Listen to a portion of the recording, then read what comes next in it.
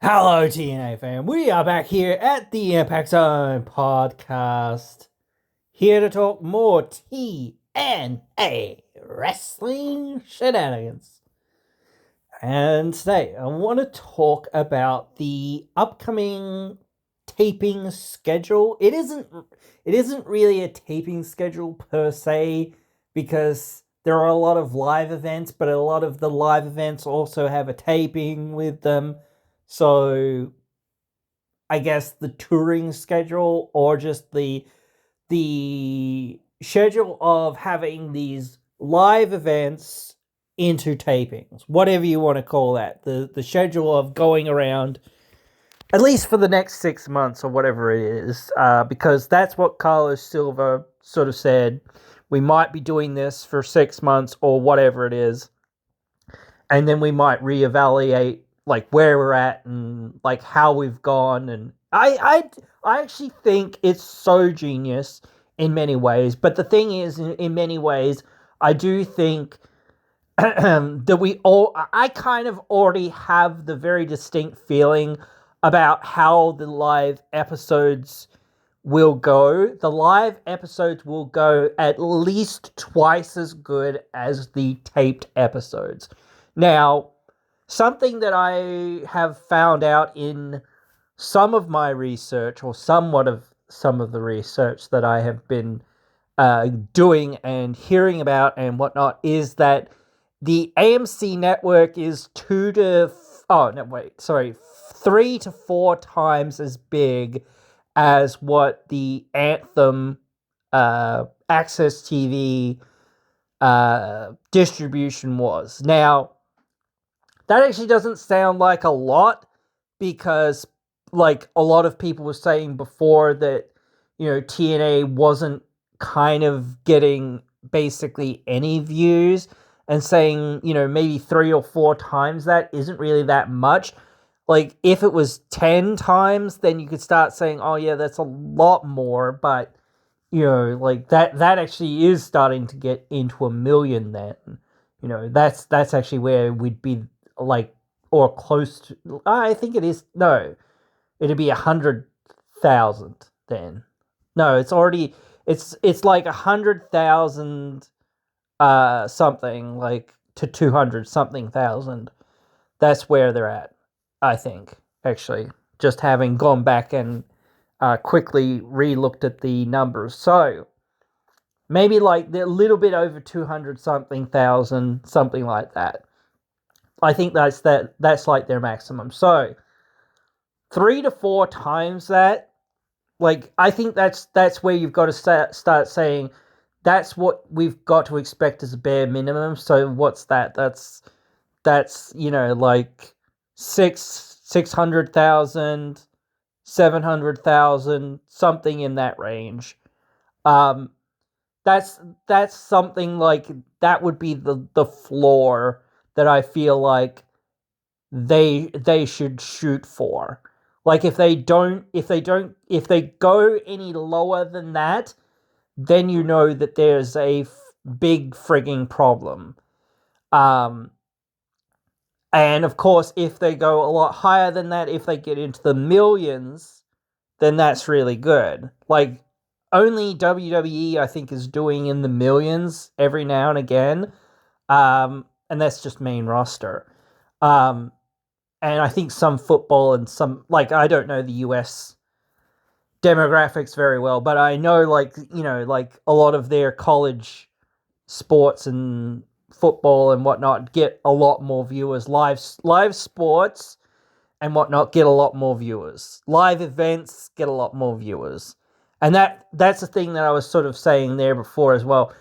I feel like we can already say 100% that the live events, just based on viewership, whether it's on Access TV, whether it's on it's not going to be on Access. Sorry, I don't think, at least anyway.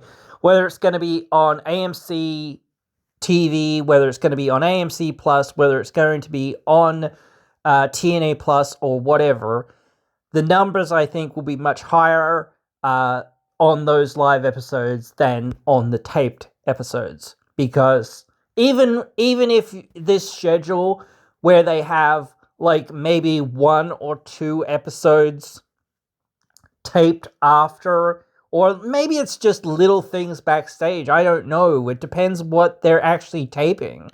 Is it is it actually like a taping that people are allowed to come into? Like, because that's the difference. I don't know whether you could do this because it's going to be really hard to shoot anything besides like maybe like the explosion match or whatever else it is, that the crowd's not going to be like, oh yeah, whatever, we can report on this or whatever. Whoever's in the crowd saying, oh yeah, this is what happens and da-di-da-di-da. So that leaks out into the dirt sheets and whatnot. And then people can, get that news out there and whatnot so that, people can go, oh yeah, that's what happens on that episode of TNA. So we know what happens there, so we don't really need to tune in.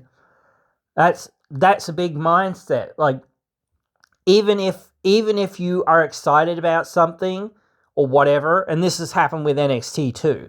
Like they have the same problem. Even like their Gold Rush mini pay-per-views that they've done and all these other pay-per-view sort of things that they've done on their TV where they've filmed it and then like filmed the other half of it or whatever else it is or anything like that. It's been like, yeah, we are live once a week or once a fortnight or whatever it is, and then the other week we tape. Okay, cool. That next week, no one cares because everyone already knows what happened. I mean, the crowd in the audience, they care or whatever. But we can see that their TV numbers go down when they have a taped episode. And we've seen in the past that TNA's taped episodes have, hurt their ratings. So we can know without a shadow of a doubt that the lives will do much better. How much better? That's debatable. It's also debatable to say, well, it depends what you've kind of got on tap. And that's why I said before, you've kind of got to treat... I heard somebody else even say, a few other like creators and whatnot saying this, that they've almost got to treat, especially this first episode, this debut episode, almost like a pay-per-view. I was hearing people saying, well, maybe Nick Nemeth will cash in his call your shot. And we've heard a lot of rumblings and discussion about like whether Mike Santana will win the belt back or whatever. I have the very distinct feeling that Mike Santana won't win the belt back yet. I do feel like it's going to be another few months before he wins the belt back. That's at least me. Like, if they decide to do it, I really don't think that they would decide to do it. I think, like, again, I've said this 1,000 times, I probably have to say it 1,000 more, but what makes good and compelling TV, especially in wrestling, is the chase, the hunt. People being like, we're behind this guy. We want to see him succeed. And seeing that for 6 months or a year or whatever else it is, that story playing out, finally getting back to that place of Santana being on top again. And not just being on top, but here we have, not just have had him go through the roster, like, well, not just our roster or whatever, but gone through maybe the NXT roster in that way, more so at least in theory. But like, if he's gone through that NXT roster more so, then we can build up some more of our other guys and gals, well, mostly guys in this sense, but we can build up most of those other people that we've kind of got over here to that level or near to that level, so that when we have Santana win the title, he actually has a whole bunch of challengers waiting for him. I think if you're going to do something big, something like the cash-in would be really cool to kind of do, but then it's kind of like, I don't know, I kind of feel like it's an awkward situation with you having the title on a heel and you having a heel to be cashing in. I almost feel like, again, you have that problem of, well, the NXT people can interfere, and like that is getting a bit annoying because it is like you're telling the same story that you've already told 1,000 freaking times in many ways, but like, you know, or at least the same segment of the same story 1,000 times, but you know, I don't know whether it's better for Nemeth to hold that thing longer. Maybe it's, I don't know, because like I feel like if you were to say he cashes it in and then he loses in his match, that's a real jip. Like that's a real jip. Like, and especially when you've got a heel, it's like you don't want people to feel like that person got gypped out of their title position, because then you're starting to turn them face. I mean, turning them face isn't bad, but it's just like, unless that's what your plan is, it's like, well, why are we having them lose in this fashion or whatever? So, like, I wouldn't think that you would do that then. You know what I mean? Because if you're gonna put this person out there just to lose to Kazarian, then it's like, well, or whatever. Then it's like, again, well, what was that for? You know, type thing, in some sense. You know, because Kazarian's then got to cheat or got to do what he's got to do to win, which is what all heels have to do. I mean, Nemeth probably has to cheat to try to win in that scenario. So it just, like, it's a very weird psychology that you've kind of got to get into with heel and heel. Like, it's somewhat the same for babyface and babyface, but at least they can have a straight up fight, I guess, in some ways. But still, it's very weird sort of circumstances and things like that it's like, oh, well, where are we going with this, or why are we going this way, or whatever. So I don't know if it's better to hold off on Nemeth cashing in. That's what I'm saying. I think the cash in itself, being on that episode, would be a big draw in some ways, but also, like, then you've kind of got to know about it. That's the problem. Like, it's sort of like you have to kind of keep teasing it until it kind of happens or whatever. But that's the thing. Like, if you announce that Nemeth's going to cash in, then it's like a lot less impactful. You know what I mean? So you've kind of got to keep teasing that he will or that he might. So, like, I almost think like you should have said that he might cash in on this, you know, or at some point you might want to say that he might cash in on that episode. Who knows? Or he might cash in right now. Or he might cash in, you know, in 2 minutes. You know, like things like that. Or just teasing little things like that. You know, you never know. But that's better than saying he's definitely cashing in tonight.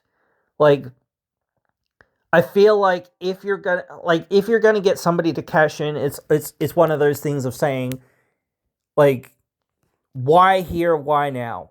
Why not do it at Genesis? Or I think as well, if he comes out at Genesis or at the AMC debut and then says I'm cashing in at Genesis, it doesn't make a whole lot of sense either, because why not? Why announce it? Like, he could say it just to say, I'll do it, or whatever, don't make me, type thing. I also keep saying, like, with this whole NXT stuff, it's like, I feel like there's a lot going on with, like, with that, and like, they're having a steel cage match, like, in a couple of weeks, which I think's going to be broadcast probably next year, I think, at some point. So I kind of feel like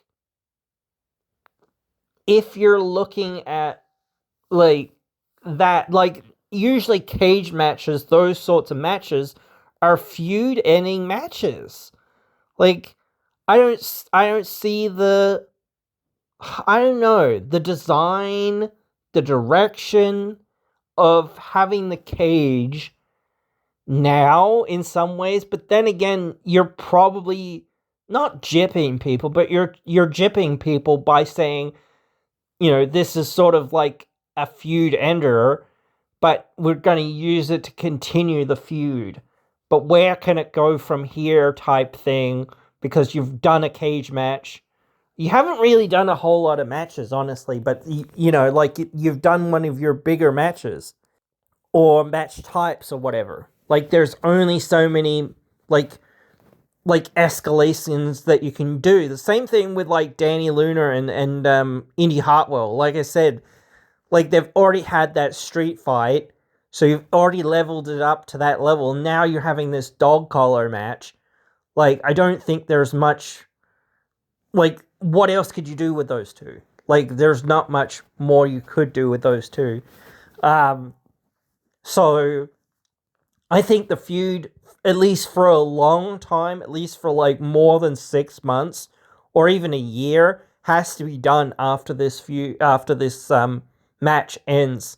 I believe this match is also on TV, which is like insane to me. Like you should have waited for the pay-per-view for this thing in some ways, but then again, I kind of feel like, well, maybe that's because they're trying to give Danny the big win.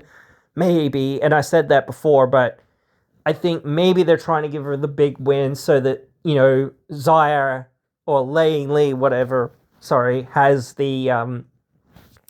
another big contender. Because right now you need to build up as many heels as you can for her to face. So that you've got people for her to run through for a few months or whatever it is until you find somebody that can carry that title for whoever's going to take it next. Like that's always the chore of finding out who's working and who's not working and why they're working and why they're not working, or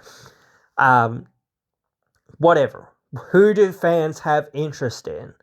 And I think Zaya Brookside had a lot of fans are interested in her. She's like one of the biggest baby faces on the roster, I think. And I think she's one of the most liked baby faces. And I think like a lot of people have invested in her. So I kind of feel like whoever wins, like eventually, like I feel like it's Danny, maybe. I don't know. But like, I don't feel like it's Tessa or Victoria, though they're good heels. But I kind of feel like they're moving them out of that division. But, like, I know there's like Tasha. I feel like Tasha's almost semi-retired. She barely ever wrestles anymore. So it's like, at least on TNA. So it's like, well, what's going on? Like, is she just like, is she just a mouthpiece or whatever, or a valet or whatever now? So I don't know. She doesn't wrestle very much. Yeah. I don't know about Jody Thread. I think a lot of people do like Jody, but I don't know. I think like you can certainly tell a story there with Danny and Jody still, but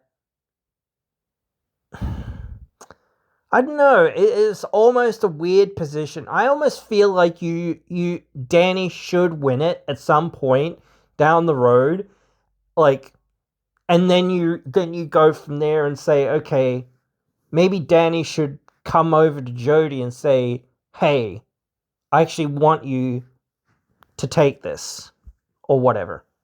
Try to take it from me, because the reason that I've done all this was still, for you. I still wanted you to have this or whatever. And now I have it. So now you have your opportunity. You can try to take this from me, type thing. That sort of thing. Like, I don't know. That sounds interesting to me. But the problem with that is that then you really couldn't do Danny at Genesis. You couldn't do Danny versus Zaya or Laying, whatever. Sorry, I'm getting them confused because I'm confusing her with her old ring name. But yeah, like you couldn't do that with Lay at Genesis, because it'd be like, again, she's just won the belt basically a few weeks ago or whatever. It's way too soon to change the title. Maybe you could get away with it by saying, oh, well, she's so injured or whatever that, Bioflex, she can't compete, whatever. Things like that. But, like, she's gained a whole lot of momentum in some ways. So you'll see her in the future. And this, maybe even the same for Indy. Like, I don't know.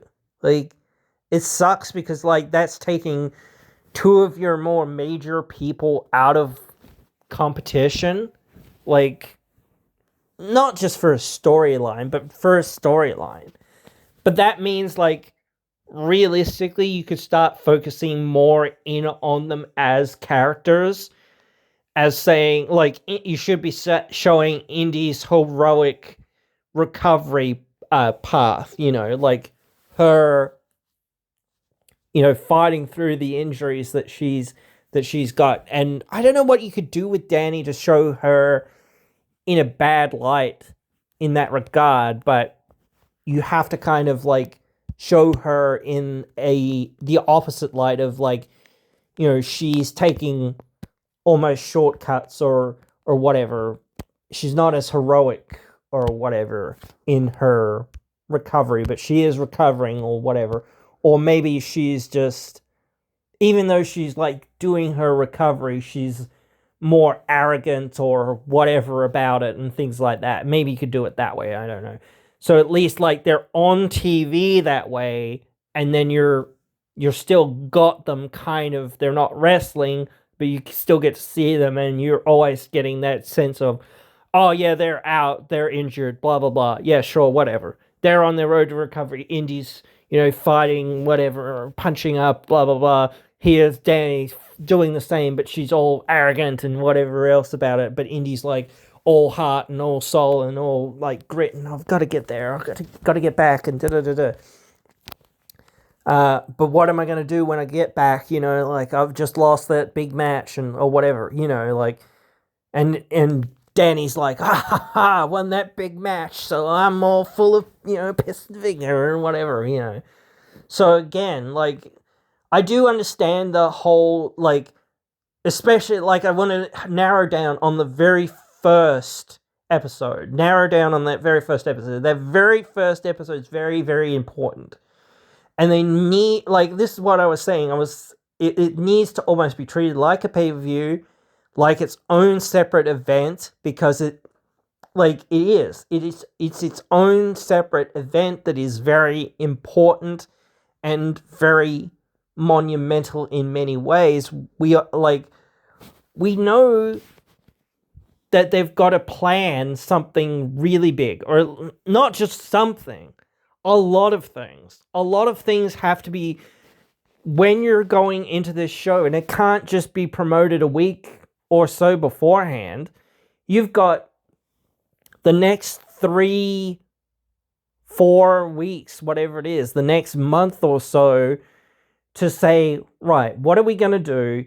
And then how are we going to present it to people? Because you can't sit back and, not expose, but you can't promote too much stuff for that event, because if you say, hey, we're going to have the inspiration fight these people or fight those people or whatever else it is, or whatnot, it's like, well, that's cool and all, but, the thing is, if they're having another match on, like, the show beforehand, it's like, well, then we have to say it's continuing on the match that hasn't aired or we haven't even announced yet. Like, you know what I mean? Like, if you've got some of these other matches and things that haven't even happened yet or haven't been shown yet, it's like, well, we could say the inspiration is going to be there and defend their titles or whatever. Or we could say this, or we could say that, or we could say whatever. We could say a million things, but we can't, like, not guarantee it, but we have to show it, first. We have to show them doing these other things, and whatnot, so that we can be like, okay, cool.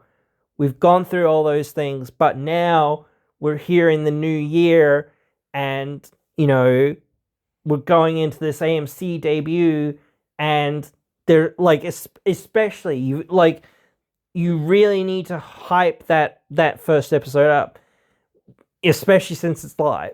Like, a lot of the live TNAs in the last year have done really well, and we have seen that, and that has been good. So I said, like, I think it's genius in many ways.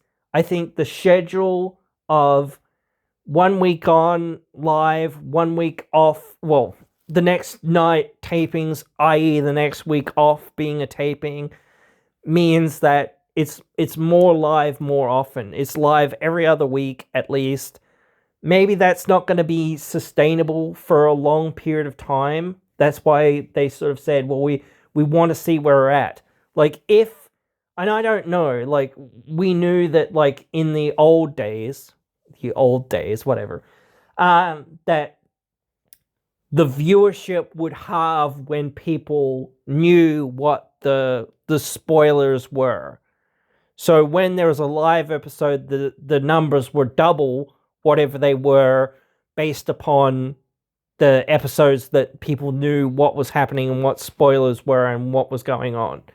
So I don't know whether they're going to go from like 500,000 to, well, I don't know whether they're even going to get 500,000. You know what I mean? But you know what, like, are they going to go from, like, maybe, I don't know, 300,000 to 600,000 or something like that?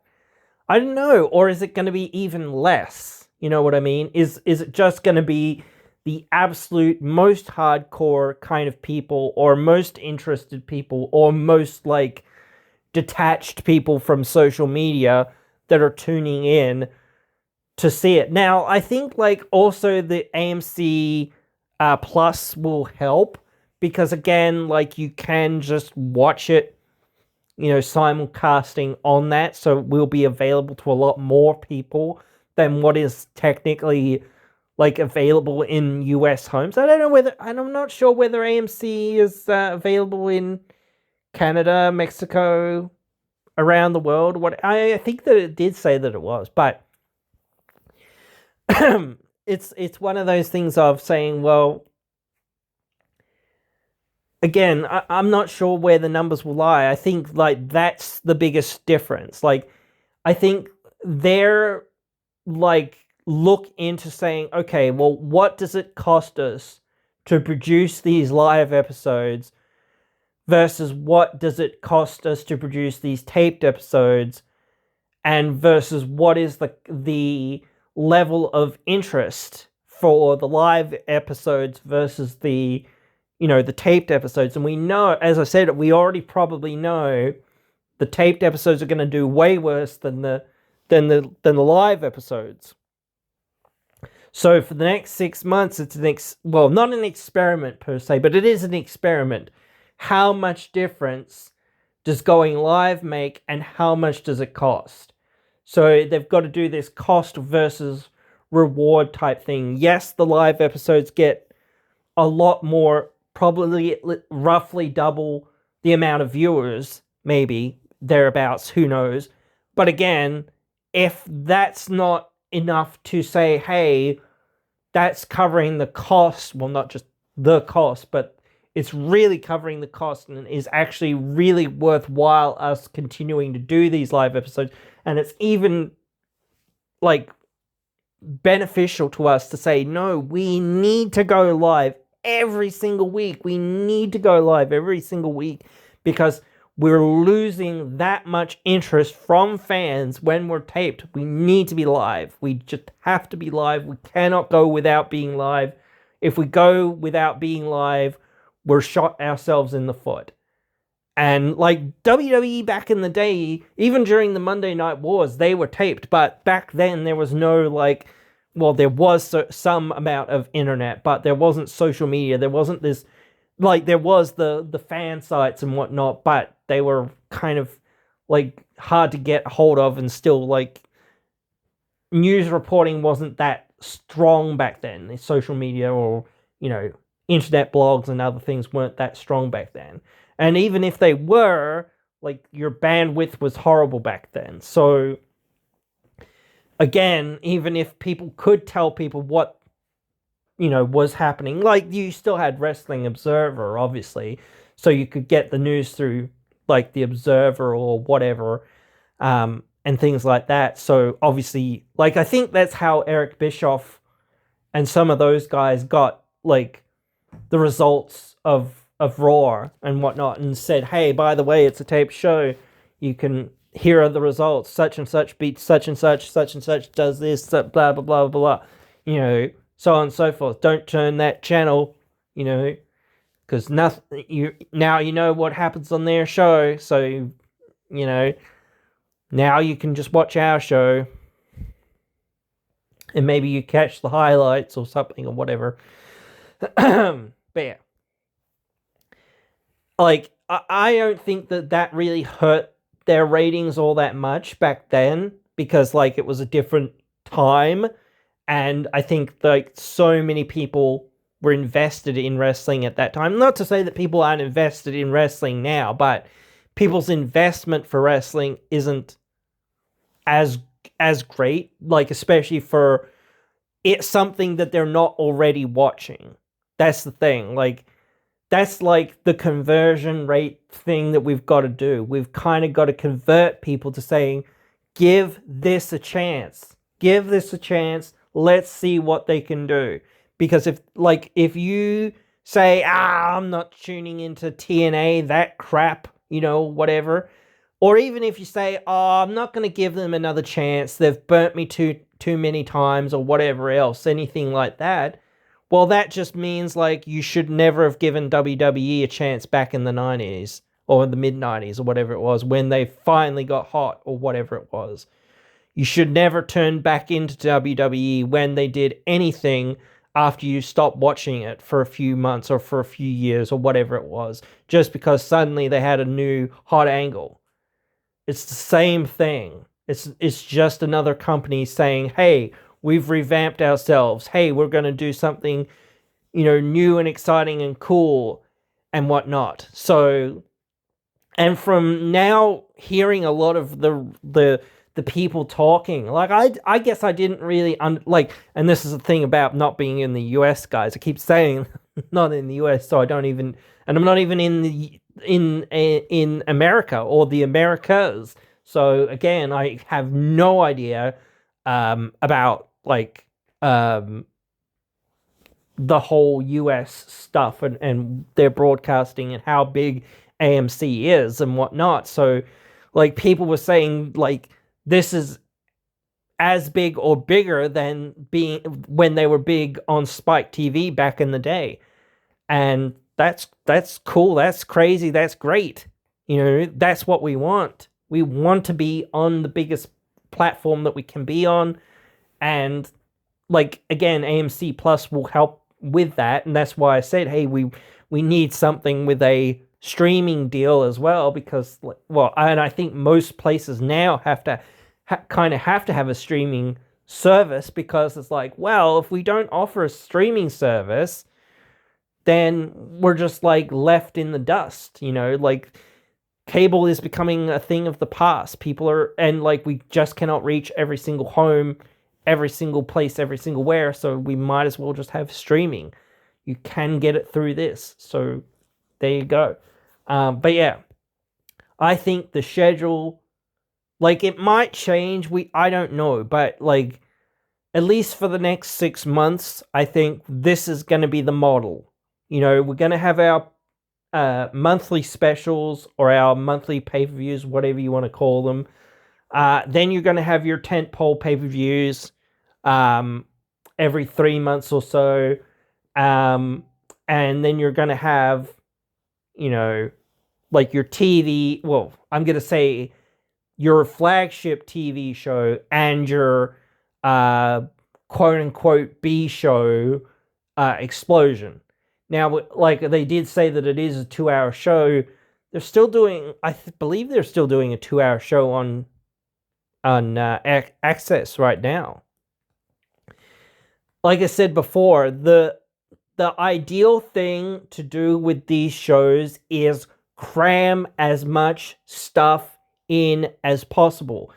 And the problem with cramming as much stuff in as possible is that not a lot of stuff gets a lot of time, and not a lot of stuff gets a lot of breathing room or time to kind of settle, or time to kind of like be absorbed by the fans in some ways. Like, but that's kind of cool because like maybe you can lean into the this is TNA, total non-stop action, there's always something else going on type thing. That's kind of what TNA maybe should be. Maybe it should be. And like I do think a lot of people kind of almost expect that. Like thrill a minute. Like you cannot turn your head and look away and whatever and check your phone or whatever else it is. You've got to be like focused on what's happening. And even if you're saying, oh well, yeah, sure, but I've seen everything that'll happen before. Yeah, so what? You've seen that everything that'll happen in WWE before probably as well, but people still watch that. Same thing for AEW. It's like, this is wrestling. We've already all seen everything that could ever probably happen anyway, but it's just happening with different players and whatnot, you know?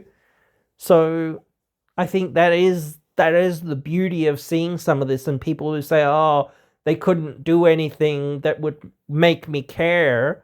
Well, great. Don't watch then. I don't care if you're going, you know, I'm one of those people as well that is like, if people are unmoved and do not care, I am not going to try to force them into saying, oh, give it a chance, give it a chance, give it a chance, all this stuff, you know. No, I can't be bothered, bro. If you don't want to give it a chance, don't bother then. That's fine. You're going to miss out. That's cool. And then when this thing does come along and you're like, holy shit, I probably should have tuned into this, I will say, yep, you probably should have done, you know, type thing. But people don't think like that. They think, it's TNA, it's lol, TNA, lol, you know, like, whatever. Like, they haven't been, like, they have had little moments here and there of, like, you know, doing things that people didn't like or whatever. But again, like, and they've had moments where some things have fallen apart or whatever, but it is like they've batted at the plate, you know, they've done everything that they can do to try to, you know, make everything work. So it's like this was the idea of saying, okay, this is why we're going in and like I said about last year with Kazarian holding the Courier shot. I don't know.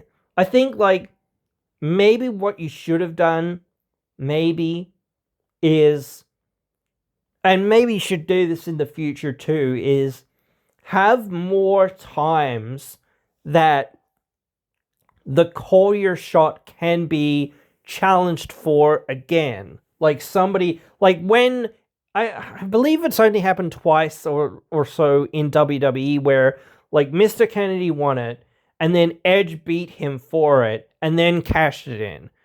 I can't remember many other times that like it was in jeopardy and somebody beat somebody for it, and then they went on to use it and win. But that was like the most like not memorable, but it's the most like one that comes to mind of like that sort of thing happening.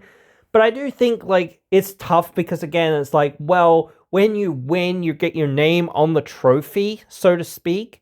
I think like that concept also kind of has to go away because it's like after a certain amount of people winning it, it's like, well, now we're running out of space to put these names. And rather than having something more custom made for each character or each person to carry around, is kind of like, I don't know. And it's like, yeah, if you have the briefcase that's all done up for that particular person, then it's like, what can we do with that? Like, we're doing this thing that's a one-off or whatever, effectively a one-off, but and yet we can't merchandise it. So it's like, or could we merchandise it type thing? So it's that balancing act of saying, well, we have to give them something that's somewhat customizable so it suits them more so, but something that we can still market. Like, you can almost like do the Charlie and the Chocolate Factory type thing. Get them a golden ticket, type thing. And like that's the thing with like the Corey Shot trophy. It's like, it's a big trophy. It's a really big trophy. Like, so that's one of the things it's like, I don't know, it's a good prop in some ways, but it's like maybe it should be smaller, like at least maybe a smaller cup, like, or whatever. Like, I don't know. And maybe the base should be like, I don't know, maybe like you don't want it to feel too cheap. You don't want it to be just like some plastic thing, but you don't want to have too much invested in it either. So like if it gets lost just for saying, but if it gets damaged, like, or whatever. So it's like has to be somewhat easy to replace, but it almost has to be like the briefcase, because the briefcase can be used, and if it takes some amount of damage, well, that's okay in some ways, because that's kind of like alluding back to you using it as a weapon and as a prop sometimes to gain advantages or whatever. So that it almost becomes part of the story of how you cashed it in, type thing. Whereas if the Corey Shot is there 1 year and then they destroy it or damage it or whatever it is, and then it comes back next year, it's like, oh, okay, I guess it's another Corey Shot trophy, so they had to buy a whole, like, obviously they have to buy a whole new briefcase each time for each WrestleMania or Money in the Bank or whatever it is. But like, it's now no longer, I don't know, it's no longer a part of what it was. I don't know. So maybe just having the Corey Shot winners like names on there is a little bit too clunky, just in my opinion. I think like running down some of the more notable Corey Shot Gauntlet winners is more like, that's what you do with the title history anyway. So just call out a few names that are like, hey, they won it and they went and did this thing. They did a cool thing, or this is the only person, because Aaron's the only person to win it twice, but he's also one of the only people that is a co-winner of the title or of the Corey Shot. Things like that, rather than just saying, here's all these nameplates. I think like the nameplates is probably the biggest thing, like, because eventually, like, especially if you're going to keep it around, it's going to get too crowded to have too many names on there.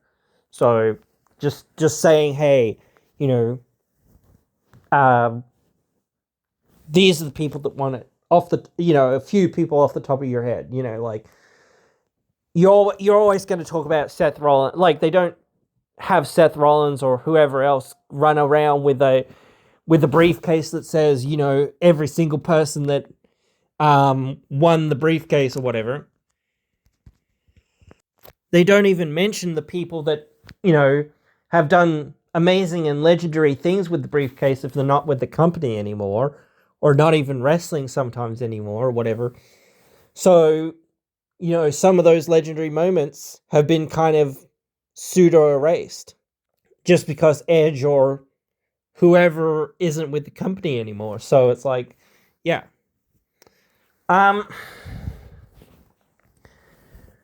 I think I said this before with like the whole potential with Chris Jericho kind of coming in thing.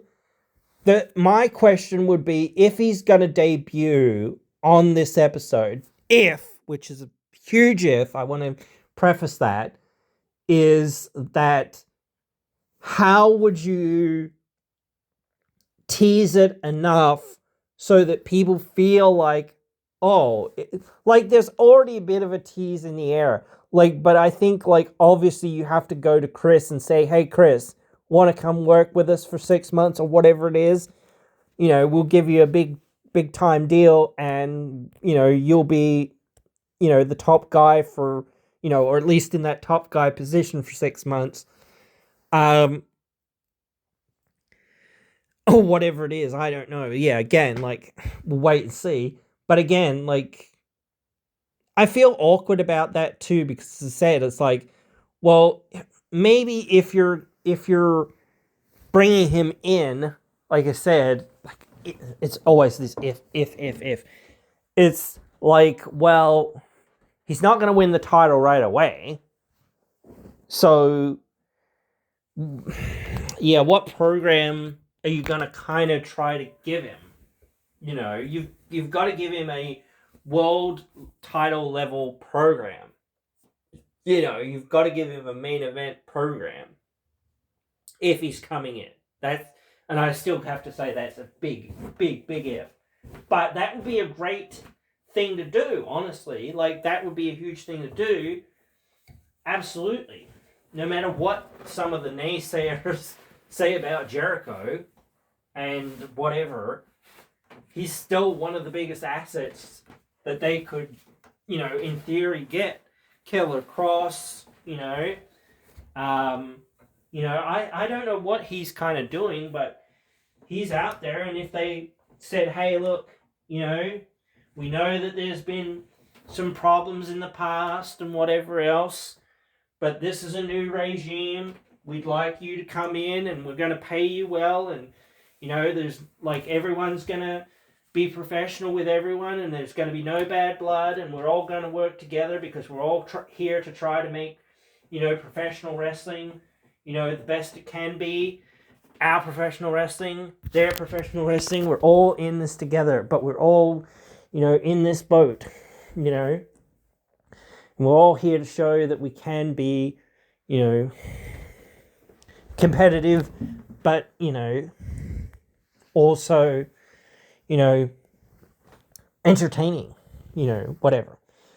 So there's another one. Like, you don't want too much, but you want a lot of stuff. You want a lot of stuff so people can be like, holy crap, you know, like, whoa, they've got this person and they've got that person. Because that will reinvigorate the roster. Even if you've got some of these, yeah, you know, other guys that, you know, seemingly have come in now. Like, you've got the Righteous as a tag team, it seems like. Maybe. We'll continue to see if they're actually going to... It seems like they're turning up, but we'll see. You've got the Andersons, potentially, at least seemingly. Maybe. Even if they're just on Explosion, I don't know. We'll wait and see. And was it Bear somebody? I can't remember his last name. Bear Bronson, something like that. And one person that I did forget about is Braun Strowman. Could always go back to getting Braun for glory. So, you know, there's always that. But like I said, with a few things, it's like, how do you tease Jericho? How do you tease some of these other things coming in so that people are like, oh, maybe, but maybe not, but maybe, but, you know, like, still obviously enough interest to tune in no matter what. You know what I mean? Like, if they turn up, it's like, oh, holy shit, they did pull this off. But if they don't turn up, then it's like, well, they still got a whole lot of other stuff going on, and they got this other thing going on. So it's not just the go home, especially this first one. That's where we've got to focus in the most. I think like the ongoing schedule, maybe, as I said, maybe they'll change in 6 months. I hope that they do. I honestly hope that, well, I don't hope that their numbers are super bad. I hope that their numbers are good, but I hope that their numbers are so bad from doing tapings that they go, no, we've got to renegotiate, and we've got to say, hey, give us enough money to go live every single week, because otherwise we're going to, like, maybe we can do it every now and again or whatever it is, but, or maybe once a month or twice a month, like our 1 week of TV and then one pay-per-view. Like, that's not going to be enough to really get, interest flowing. And I think, like, again, if they say, hey, look, if the live episodes not just profitable, but super profitable, like, and again, like, AMC already has a whole bunch of decent sponsors from what I understand. They have, like, the person that runs it also has some very good, well, not connections, but he owns a lot of different large promotional places, including Madison Square Gardens. I think that he also owns like one of the baseball or football teams over there or something, some team over there. I don't know. Like I said, I'm not in America. I don't follow other sports stuff anyway, so I don't know what these people do or whatnot. I don't really care. Like, I'm not really into like the cult of celebrity very much. I know some of them, obviously, but I don't, ritualistically follow people, and I don't know who everybody is. And I might go, oh, that's that person from this thing. Oh, okay, cool, great. And then I'll go, whatever. But I still probably will forget later on, because I'm like, oh yeah, they're a person, They haven't really done, like, unlike certain people who are just like, they're now in this thing, now they're in that thing, and now they're continuing to make their name, or they're continuing to build up themselves, rather than just like, oh, well, I was kind of in this one movie or in this one movie series or whatever, or one of these TV series or whatever, and then it was like, oh, okay, cool, I kind of peaked there and never really, like, was in anything, like, that anyone really cared about too much, or I was only playing bit parts or whatever it was, or I went and did, theater or whatever, and was, like, mostly out of the public eye, and I was only in New York, or, like, whatever. But still, I don't know with any of it, but it's one of those things. Like, I don't know if, I think WWE has Snickers on lock, but, like, anything could change, obviously, in some ways. You never say never. I think WWE has Coca-Cola. I think WWE has Slim Jim, right? Well, they at least used to have Slim Jim. They used to. I can't remember a lot of the WWE sponsors, but AMC must have some decent sponsors. So they're going to have really good sponsors, like, just on the network, just to start with. So at least they're going to have that. Like, maybe they're not directly sponsoring TNA, but they're going to be indirectly sponsoring TNA, like, whether they like it or not. And the thing is, like, professional wrestling, historically speaking, like, WWE, WCW, and AEW, and TNA have done well when they're given these opportunities. So, and they've made big money. It's just been like, oh, well, we don't like wrestling from the executive sides or whatever. So we're not gonna, do it because we don't believe in it or whatever. Even if it's making money.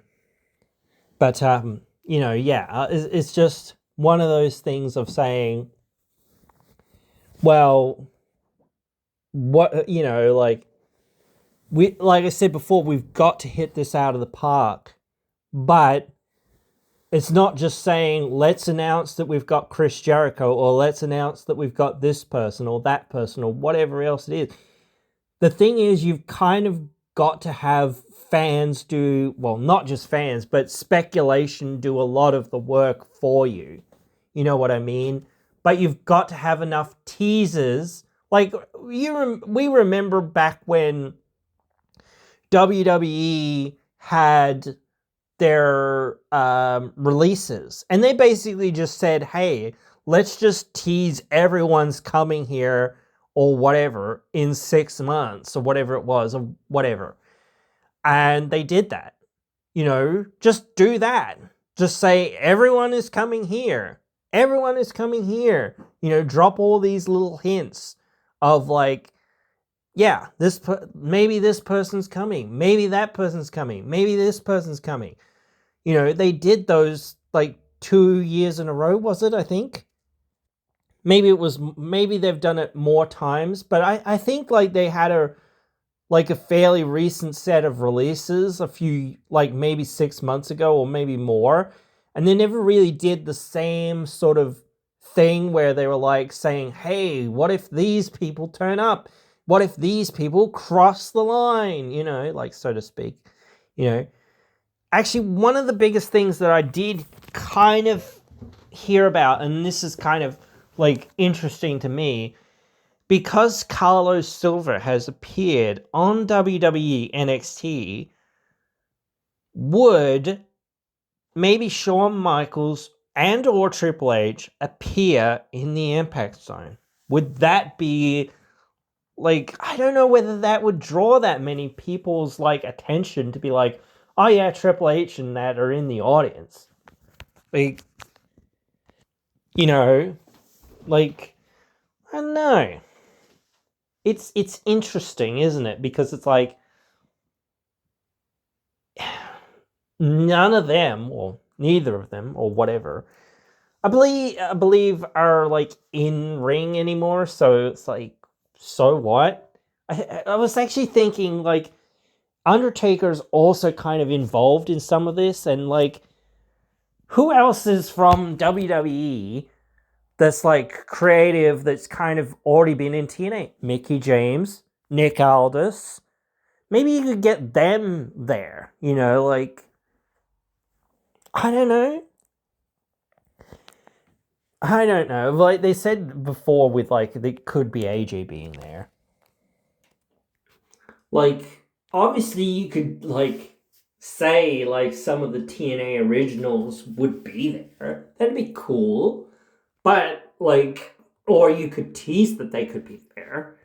Like, I think like just a teaser trailer, like, I don't know, but because it's like, if you tease too much stuff, then it's like, well, what happened to all these teasers? You don't want to overcommit, you know what I mean? Or over be like, hey, what if these people turn up?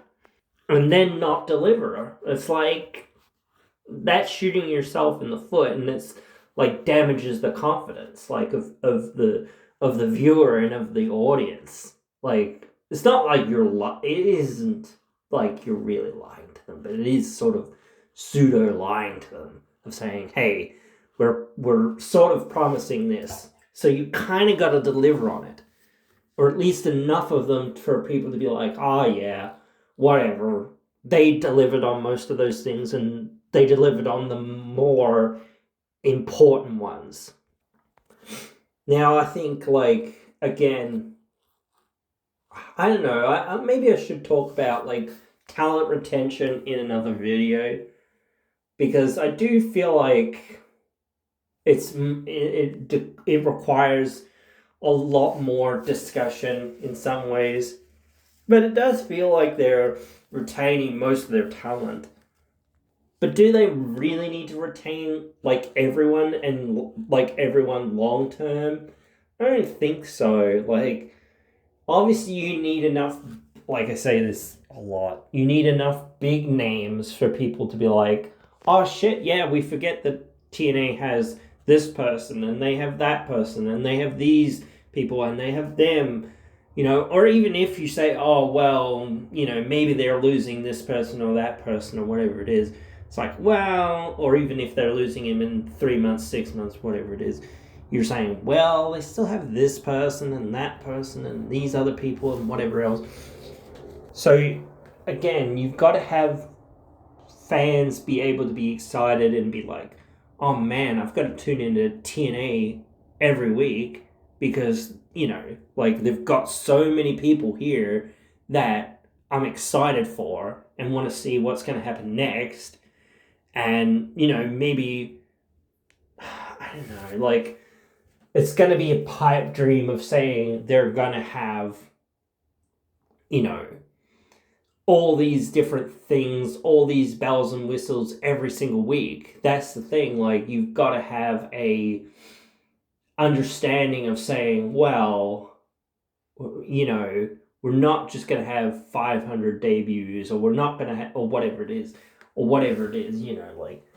but, and don't expect us to have 500 debuts next week or every week or whatever, Don't expect the same thing every month. This is, or whatever it is, or every week. This is a special thing, special night. Especially that first show. It's gonna have to be a special night. I feel like, as well, with some things, you've kind of got to, I don't know. You've got to have certain things in place. I don't know. Because I think you can get a lot of, well, I say indie talent, but you can get a lot of indie talent fairly cheaply, honestly. There's only probably a handful of people that are out there that their contracts, or a contract with them, would be very expensive. But the more contracts you pick up, the more expenses you have, and most of the expenses should be going to, let's do as many live shows as friggin' possible for as long as possible. Let's really drive the nail home and show them, especially on this new network. Maybe on the old network things were different, and maybe the hype just wasn't there, or whatever it was, or maybe it was the fact that the TV station was just inaccessible. Ironic given the name. But, we basically had picked out everything that we could do. And still, TNA was one of the biggest shows, on the network that it was on. People forget that. It was a really well-rated show on the network, but it was just such a small network that it was oh, well, so what? Only a couple hundred people, 100,000 people watch this. That's it, every week, especially since it's, taped most of the time. And, the biggest thing is news travels quickly in a lot of ways, especially nowadays. You cannot keep,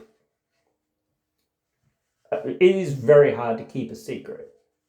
So the thing is, and sometimes where there's smoke, there is fire, so to speak. But sometimes, just because somebody says, hey, we're going to go into negotiations with this person. Okay, cool. But maybe nothing will come of said negotiations. That happens all the time. All the time. And I think, again, people saying, oh, maybe Jericho will come in or whatever, or whatnot. Or AJ will come in, or this will happen, or that'll happen. Obviously, they've pitched, or they're trying to do some of these things and say, hey, let's swing for the fences and try to get something. Let's see if we can talk to some of these guys, or talk to WWE, or talk to Jericho, or talk to whoever. Maybe even if you might say, oh, well, we might be interested in Strowman, or we might be interested in this person, we might be interested in that person, we might be interested in whoever.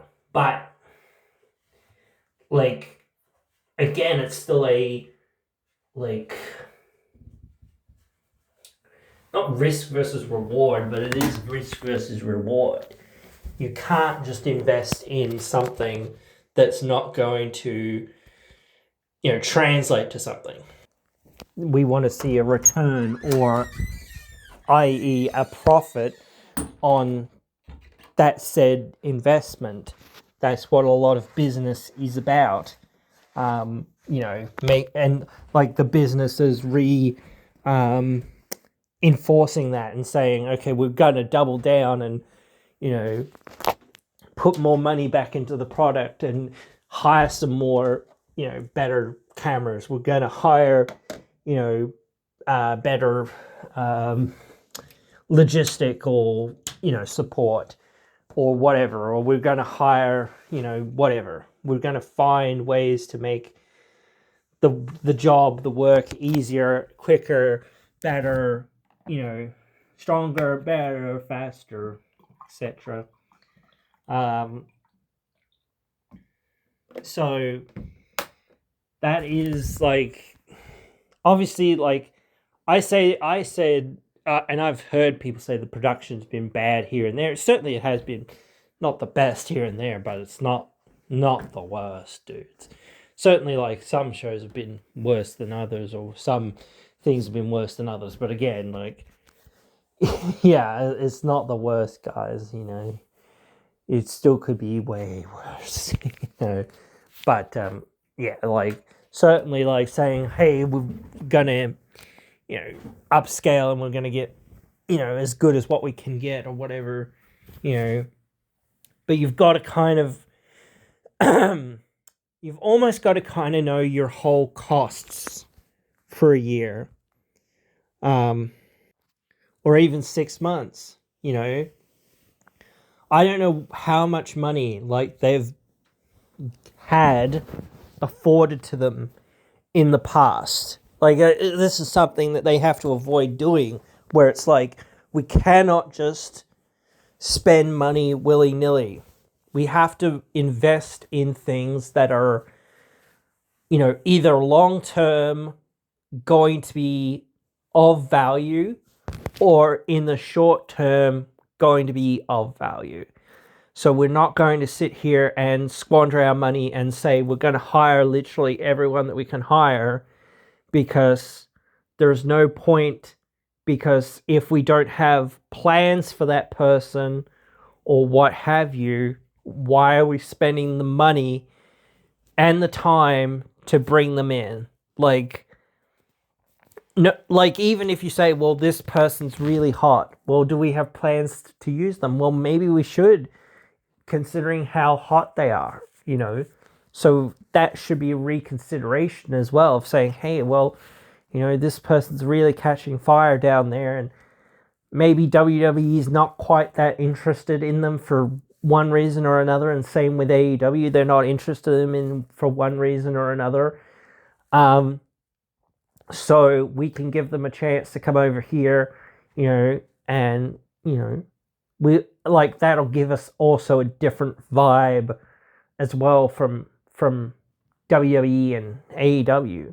Like TNA has functioned as sort of a middle ground between WWE and AEW for like the last 5 or 6 years or whatever it's been since AEW first debuted or whatever it was.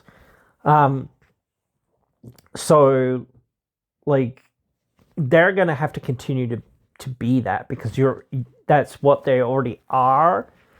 They're not just like WWE, I guess, like, and they're going to be on that later time schedule too. So you could start saying, well, they could get a little bit more risque or whatever, but I still feel like you need to market it to the every person, which is like as much as possible without being too cartoonish, too silly, or too whatever.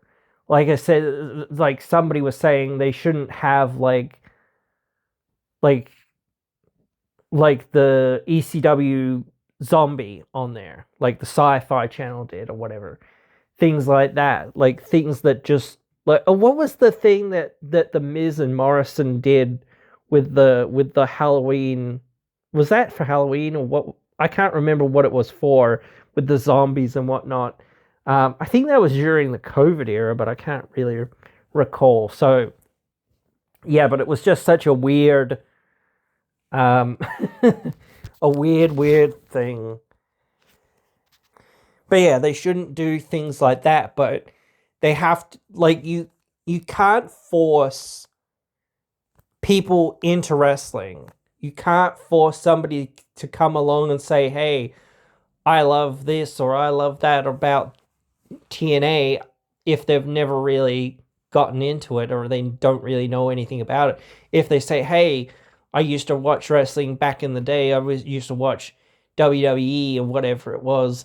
I've never heard much about TNA, but I'd love to know because I used to love wrestling and I'd like to get into it or whatever, you know." So I might be at the next show, um, you know, that sort of thing. So yeah, I'd like to see just more of these, not just celebrity appearances for the sake of it, but like, especially for like this debuting episode, like try to pull out as many like celebrity sort of things as possible just to make it like, you know, let's get the biggest rub that we can. Because again, despite like I guess the average wrestling fan of TNA, all of us are going over there, but like, you know, you're not just trying to uh keep your head you're not just trying to keep your head above water. You're trying to make a big splash. You know what I mean? Especially on this first episode. Like after like obviously as well, like you can never recreate that first time, that first impression that you get on people, but people still filter in and filter out to your show depending on what, sort of stories and what sort of characters and whatever that people resonate with. So you can still get big viewership, but it's just you're not going to, like, if it stinks, if the production's bad, if you don't have enough exciting elements going on and enough people being like, holy heck, what is going on here? To tune into, it's like, well, yeah, great. This was just another run of the mill episode of TNA. It wasn't special. It wasn't, there wasn't anything special. Like, you could, obviously, I say, you could also just be like, maybe we can tease something for the future as well, but like, realistic, you need things on that show. You can't just be like, oh, we have a teaser for this or we have a teaser for that or whatever. And you can't get bogged down in saying, yes, you've got to be promoting Genesis because it's your pay-per-view or whatever. But you equally need to be promoting this live episode. You need, especially like this first one, because like if you do get lapsed people that are going to check you out, even lapsed AEW fans or whatever that are going to check you out, or whatever, lapsed WWE fans, or maybe not even that, maybe just like people that have never really watched TNA and it's like, maybe they'll give it a chance. Let's check it out. Let's watch it. Let's see what's there to see, you know? That's what you've got to hook people with. So, yeah, you've got to... And not to say that you can't have some breathing room later down the line or whatever, but you like, especially on this first episode, you have to trim the fat. You have to trim the fat. Like, I know that sounds like harsh or whatever, but and it sort of is, but it's like not everyone is ready for prime time, especially in this debut. You need to give people enough things to like go, okay, cool, great. I'm ready for next week. Give me more, or I'm ready for this pay-per-view. That's tomorrow, or whatever, you know. And again, like, that's not just saying people need to tune in. It's saying, well, people need to get their asses in this arena, Like, the tickets have just gone on sale, and that's the main reason I, was coming on to say this, as well. Like, the tickets are just going on sale now. So, and I believe the tonight's episode is going up fairly soon. So we will be discussing at least some parts to go into Genesis. So, yeah. But it's a lot, guys. And this has been a long one. So if you have been listening this long, I hope you have enjoyed it. And yeah, I do hope that we can do like TNA can do the best they can to pull out all the stops with this one. And like I think we'll continue to talk about it as the weeks go on, but I think we'll only really now talk about like that debut as itself. But like, I did want to come on here and talk about like the schedule and whatnot as well. But like, I really needed to talk about that upcoming show a bit more, because it's just like there's so much pressure of this, like, to perform for them, or to knock it out of the park for them. But we've seen that they can knock it out of the park sometimes. So, especially with some of these live episodes that they have done. So, like, they just need to recreate some of that, and like, again, not give things away too early, but hype some things up or tease some things enough to be like, and let some people's imaginations be like, keep that rumor going of like, we need to be making people believe that we could get Jericho, maybe, or whatever. We could get AJ as well, or we could get something else, whatever. We need to keep these things rolling so that, people are like, holy crap, maybe we need to turn into this, so, because this could happen or that could happen. You don't know what could happen. So, but anyway, guys, thanks for listening, and I hope you have a good one and can join me again in another one.